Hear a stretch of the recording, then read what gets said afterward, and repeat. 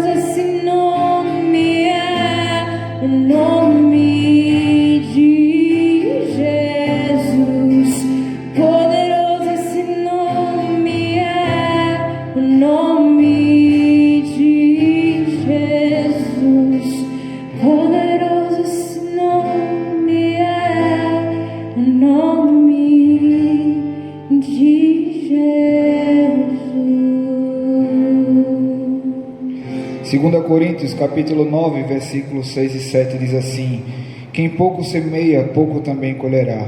Quem semeia com generosidade também colherá generosamente.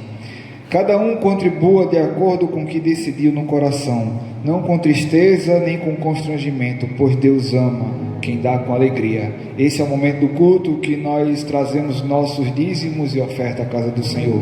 No momento vai aparecer na descrição do vídeo a nossa conta e agência, e assim que você sentir com a quantidade que o Senhor lhe tocar, oferte na casa do Senhor, em nome de Jesus.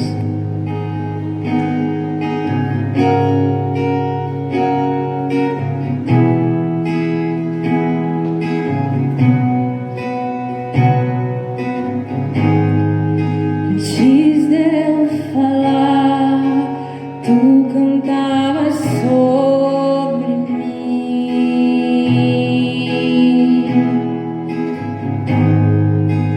Tu tens sido tão bom pra mim.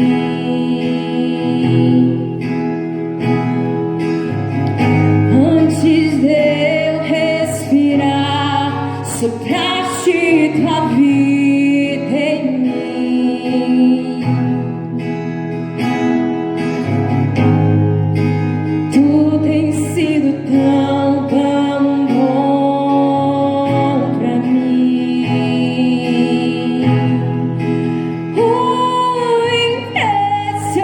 Impressionante, infinito, ousado amor de Deus, que deixa as 99 só pra me encontrar. Não posso comprá-lo, nem merecê-lo, mesmo assim se entregou. Impressionante, infinito, ousado amor de Deus.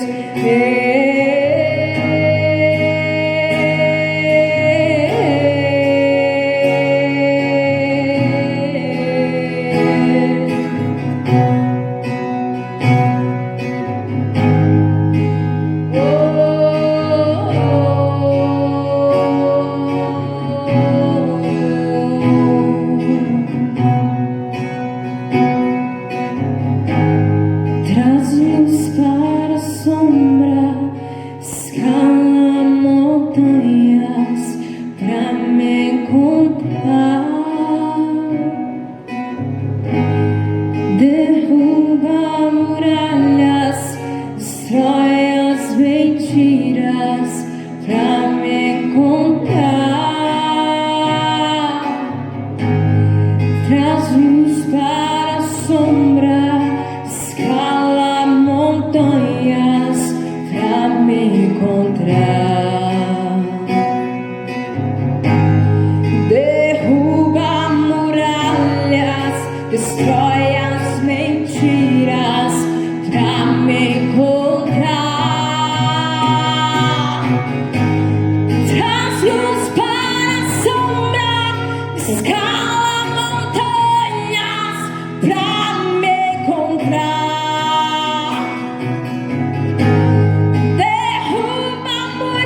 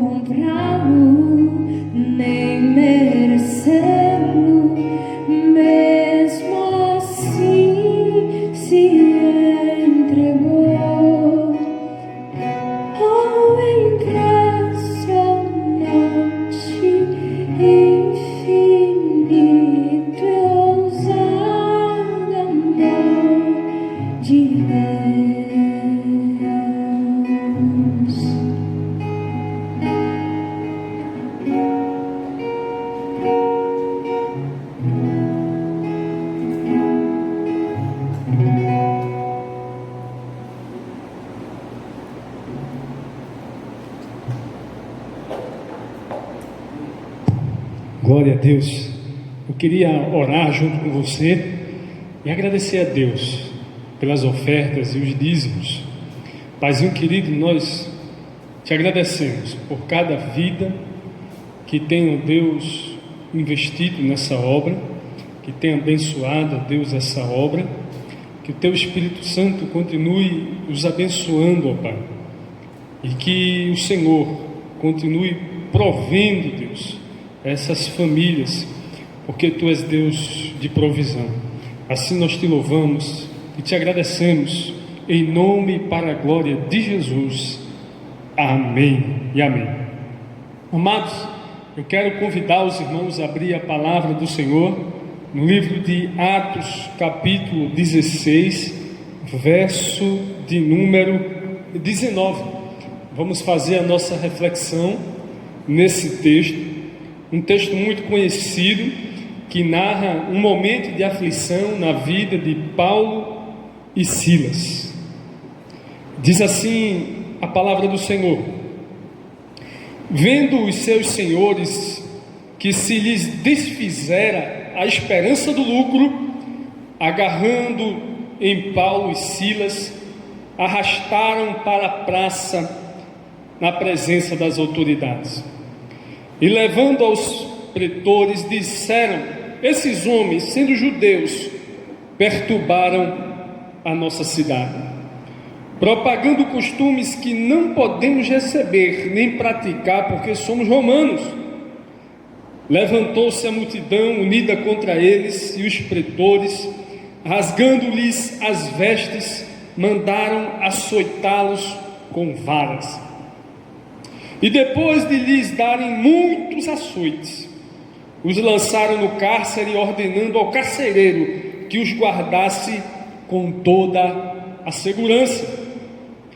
Este, recebendo tal ordem, levou-os para o cárcere interior e lhes prendeu os pés em um tronco. Por volta da meia-noite, Paulo e Silas oravam e cantavam louvores a Deus, e os demais companheiros de prisão os escutavam. De repente sobreveio tamanho terremoto que sacudiu os alicerces da prisão, abriram-se todas as portas e soltaram-se as cadeias de todos. Palavras do Senhor, damos graças a Deus. Paizinho querido, eu te peço mais uma vez que o Senhor continue falando no nosso coração, nos abençoando através do Teu Santo Espírito, da reflexão da Tua palavra, Senhor, em nome e para a glória de Jesus. Amém. Queridos, nós sabemos que vivemos momentos difíceis, aonde de certa maneira o mundo está parado, cidades paradas, países parados, civilizações em quarentenas. Talvez você tenha olhado hoje para a rua em frente à sua residência e tenha notado que ela está um deserto. Talvez você que trabalhava já não sai mais para o trabalho, você que fazia sua faculdade, estudava, já não sai mais para as suas aulas, você que tinha o hábito de ir de manhã cedo à academia, caminhar na praia, hoje já não mais faz. Você que frequentava a sua igreja, que era ativo nos ministérios da igreja, também não está fazendo mais isso. Você que gostava de viajar, quem sabe visitar familiares, nesse momento em que, como havia dito, o mundo para, a nossa rotina teve um freio muito brusco. E queridos, o interessante é que, além dessa doença, dessa triste doença, fazer com que muita coisa deixe de acontecer, com que muita coisa pare, infelizmente, muitas pessoas também têm parado de refletir na glória de Deus. Muitas pessoas, infelizmente, também têm parado de refletir nas bênçãos que Deus derrama, está derramando e já derramou sobre as nossas vidas. Isso não pode acontecer, amados. Um período de aflição não deve nos privar de louvar a Deus. Um período de dificuldade, de luta, de sofrimento, não deve nos privar de adorar e de refletir em tudo que Deus é e Ele tem feito pela nossa vida. Agora mesmo, nessa semana, estaremos refletindo em uma mensagem maravilhosa e de suma importância para o cristianismo, que é a Páscoa. Estamos mais do que nunca nessa época do ano refletindo na ressurreição de Cristo, refletindo no sacrifício de Cristo, nas promessas de Cristo para a nossa vida. E infelizmente, amados, milhares de pessoas resumiram a sua vida ao acompanhamento compulsivo das estatísticas de morte publicadas instantes após instantes nos nossos jornais. E mesmo que essas pessoas nunca venham a ser contaminadas, mesmo que essas pessoas fiquem imunes dessa doença, mas muitas, talvez sem perceber, estão adoecendo espiritualmente, estão enfraquecendo espiritualmente, e por que não dizer também emocionalmente, psicologicamente. Por esses dias ouvi nessas mensagens das redes sociais uma reflexão sobre um senhor de 91 anos que conseguiu, ser curado e ter a sua saúde restaurada. Ele foi infectado, pelo Covid-19 e precisou passar 24 horas usando aparelhos, de respiração. E quando ele sai do hospital, diz a mensagem que ele ficou sabendo do valor do aparelho, aproximadamente $500. E ao saber da mensagem ele chorou. Quando foi indagado por alguns médicos, ele explicou que não estava chorando pelos $500 que tinha pago, que iria pagar na diária do aparelho, mas ele estava chorando porque ele refletiu que aquela máquina que possibilitava ele respirar durante 24 horas tinha um valor, e Deus havia mais de 91 anos abençoado ele com a vida e com a possibilidade de respirar sem que ele tivesse que pagar nada, e ele ficou com o coração grato diante de Deus. Eu queria dizer a vocês, amados, que apesar das lutas que a gente já passou na vida, apesar dessas dificuldades que a gente está passando agora, e apesar das dificuldades que a gente vai enfrentar ainda no futuro, porque certamente teremos outras dificuldades e outras aflições e outros momentos de tribulação, é inevitável. Mas independente disso tudo, nós temos muitos motivos para adorar a Deus, para louvar o seu nome, para continuar exaltando o nome do Senhor. E se você acordou hoje, já é um grande motivo para adorar a Deus. O último salmo da Bíblia, de número 150, lá no finalzinho, no seu último versículo, ele diz: todo ser que tem fôlego, louve ao Senhor. O profeta Jeremias diz que nós devemos trazer à memória aquilo que nos dá esperança. Esperança. Hoje, como todos os outros dias, é um bom dia para você refletir em tudo que Deus tem feito por você. Quem sabe hoje você pode sentar-se na mesa, pegar uma garrafa d'água, um copo, reunir-se com os seus parentes e começar a contar a eles tudo que Deus já fez na sua vida.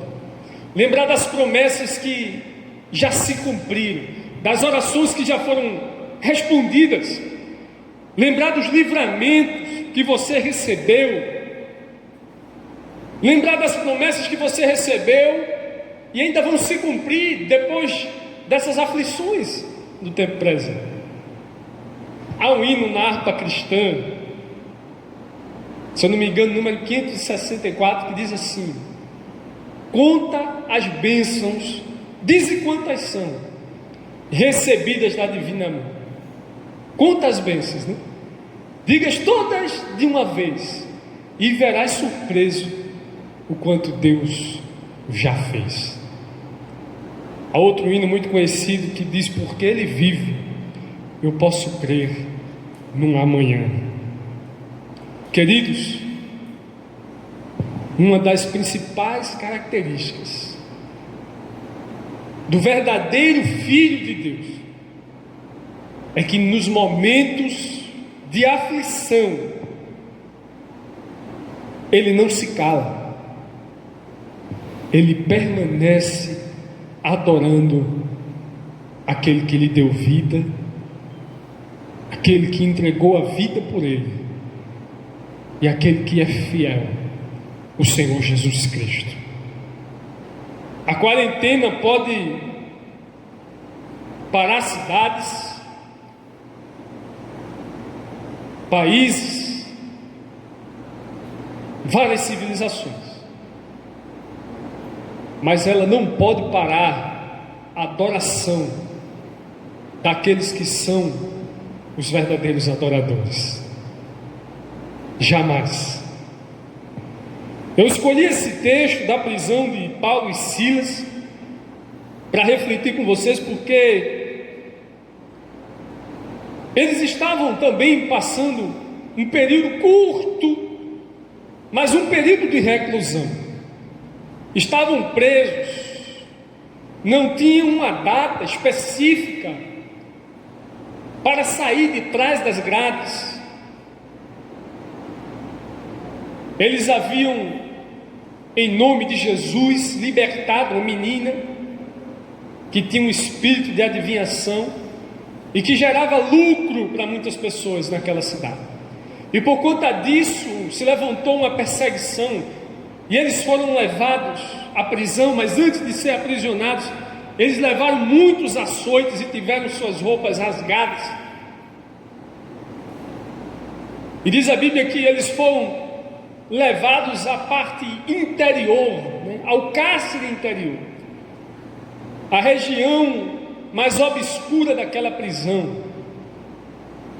E como se não bastasse o corpo ferido, o castigo com as varas dos açoites, os seus pés foram presos no tronco, de maneira que nem sequer andar, nem sequer se locomover dentro daquele pequeno lugar, eles não podiam.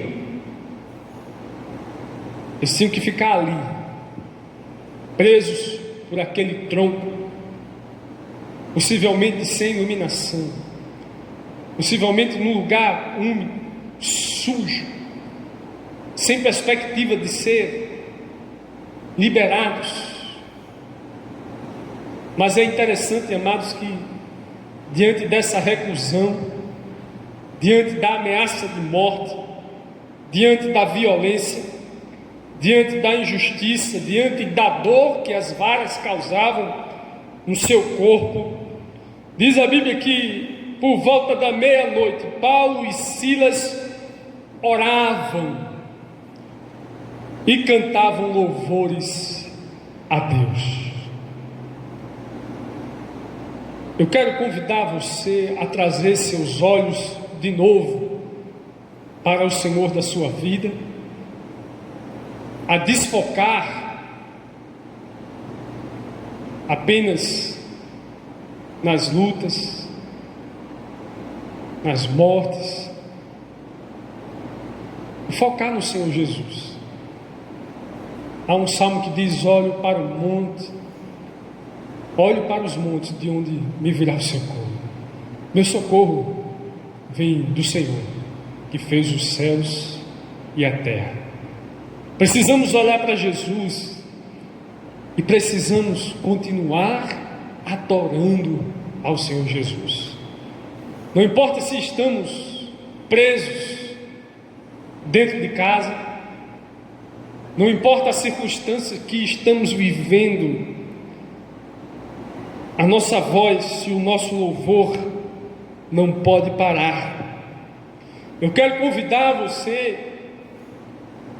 a aproveitar esse momento, porque toda crise também traz oportunidades, e fazer da sua casa uma casa de oração. E se ela já é uma casa de oração, agora ela vai ainda ser mais ainda do que já era. Eu quero convidar você e desafiar você a fazer a sua casa uma casa de louvor. Talvez você me diga: mas irmão, a minha casa é só um quarto, é só um quarto e um banheiro. Faça desse quarto um quarto de oração. Foi o Senhor Jesus que disse certa vez: olha, entra no teu quarto, fecha a porta, fala com teu pai em secreto, aquele que te vê em secreto te recompensará. Você não pode vir à igreja mais, as igrejas estão com as portas fechadas. Não se preocupe, nós não estamos presos a um local exclusivamente para adorar. Nós adoramos em qualquer lugar que a gente se encontra. Nós louvamos a Deus em qualquer lugar que a gente se encontra.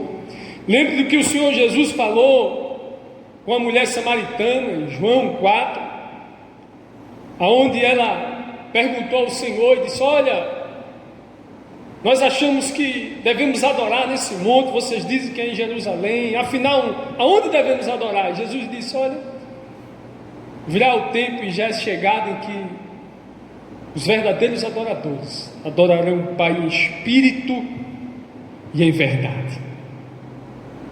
Como eu disse, toda crise também traz oportunidades. Há um texto lá em 2 Reis, capítulo 20, que fala da vida de um rei chamado Ezequias.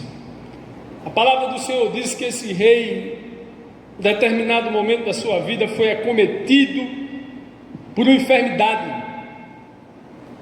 E um profeta um dia bate na porta de Ezequias.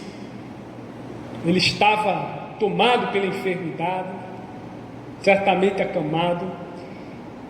E Isaías, o profeta, diz: olha, Deus manda te dizer que você deve pôr em ordem a sua casa, porque você vai partir. Essa enfermidade ela vai te levar, você vai morrer.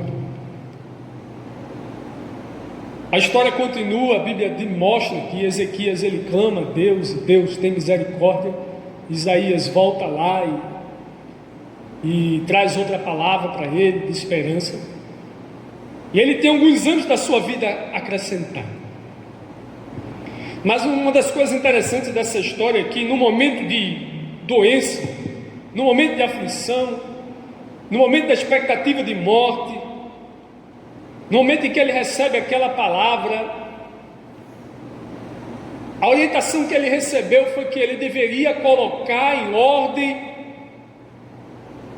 a casa, a sua casa. E nós estamos vivendo um momento de quarentena, onde estamos restringidos, muitos, com a maioria, justamente dentro da nossa casa. Muitos estão também vivendo expectativa, de contaminação, de uma possível enfermidade. E estamos também dentro da nossa casa. Eu quero dizer a você: convida a Jesus e clama a Ele para que Ele entre na tua casa. A Bíblia fala da história de um cobrador de impostos chamado Zaqueu, aquele que sobe na árvore para ver Jesus, e Jesus dá a ele a oportunidade de ter uma breve estadia na sua casa. Jesus vai para a casa dele, desse cobrador de impostos. E aquele momento que Jesus passa na casa daquele homem, muda completamente a história dele, muda a vida dele inteira. Antes que Jesus saia de lá, a gente percebe, lendo a história daquele homem, que houve um arrependimento, uma mudança de direção na vida dele. Ele se arrependeu das coisas erradas que tinha feito. Ele arrependeu-se da desonestidade. O coração daquele homem passou a ser um coração generoso, disposto a ajudar os necessitados, a devolver o que porventura tivesse pegado injustamente ou corruptamente. E quando Jesus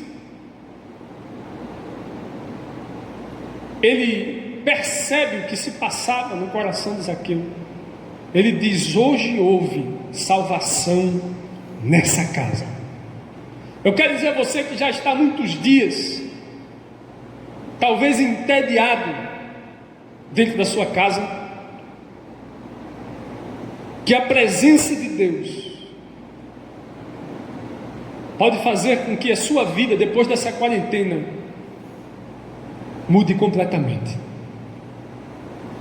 Se você clamar a presença do Senhor na sua casa, se você convidar Jesus na sua casa, esse momento de aflição, onde nós estamos restringidos ao ambiente familiar, pode ser um momento que transforme as nossas vidas para melhor e muito melhor do que a gente possa imaginar, se Jesus estiver inserido nesse contexto. Esse momento é, quem sabe, uma oportunidade para você, filho, que não olhava mais nos olhos do seu pai, poder voltar a olhar e pedir perdão ao seu pai, à sua mãe. É um momento e oportunidade a você, marido, quem sabe, que estava caminhando para caminhos de morte, caminhos pecaminosos, refletir na sua vida e tomar uma decisão de mudar o rumo da sua vida, colocando ela nas mãos de Jesus. É uma oportunidade de reconciliação, é uma oportunidade, como teve a oportunidade também o rei Ezequias, segundo as palavras de Isaías, de colocar em ordem a sua casa. Porque olha, aqueles que aproveitarem essa oportunidade sairão desse período de crise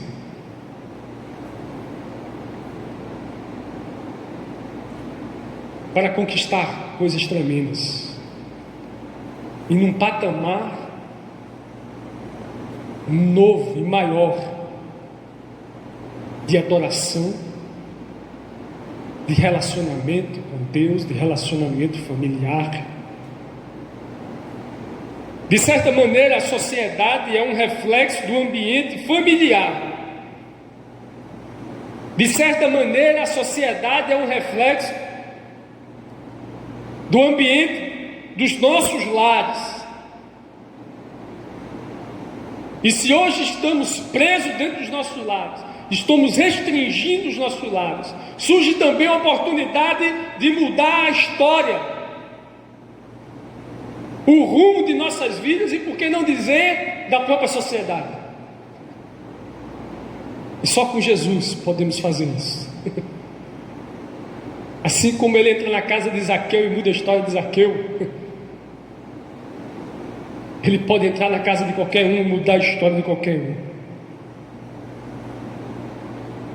A primeira batalha que o cristão deve vencer, e o primeiro desafio de dar um bom testemunho que o cristão tem, começa dentro da sua casa. Se você perguntar a muitos cristãos, onde eles enfrentam as suas maiores lutas, muitos vão dizer: dentro da sua casa. E eu quero dizer a você uma coisa: quem não aprende a ser honesto dentro de casa, certamente não será também no seu trabalho, certamente não será também na sua faculdade, certamente não será também na igreja, quem sabe onde estiver. Quem não aprende a falar a verdade dentro de casa, certamente também não falará aí fora. Quem não aprende a perdoar dentro de casa, terá grandes dificuldades de perdoar onde quer que esteja. Quem não aprende a trabalhar dentro de casa, quando o pai diz ao filho: olha, arruma a tua cama, olha, ajeita o lixo, joga fora, diz aos seus filhos: olha, lava os pratos, ajuda nisso daqui. Quem não aprende a ser voluntário dentro de casa não vai ser lá fora, certamente também não vai ser um bom profissional. Quem não aprende a amar dentro de casa vai ter grandes dificuldades fora de casa. Eu quero dizer uma coisa a vocês: quem não aprende a orar dentro de casa, a louvar dentro de casa, a fazer da sua casa uma casa de adoração, se estivesse no lugar de Paulo e Silas naquela prisão, possivelmente não iria estar adorando a Deus naquele momento. Mas o contrário, o outro lado da moeda, também é verdade. É verdade que quem nesse momento restaurar dentro da sua casa o altar da adoração, o hábito da oração, o hábito de estudar a palavra, né? Quem nesse momento aproveitar a oportunidade para se reconciliar, para abraçar a verdade, para se humilhar e pedir perdão, para reconstruir, para restaurar, tenha certeza que no final dessa história estará pronto para viver grandes coisas que Deus tem planejado para você. Tenha certeza disso. Olha,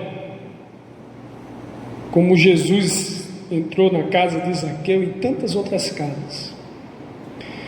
Ele é aquele Jesus que disse à igreja de Laodiceia: eis que estou à porta e bato. Se alguém ouvir a minha voz e abrir, eu entrarei, cearei com ele e ele comigo.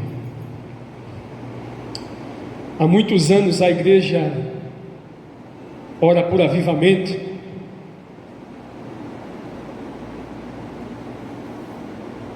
Esse avivamento pode começar dentro das nossas casas, com relacionamentos restaurados,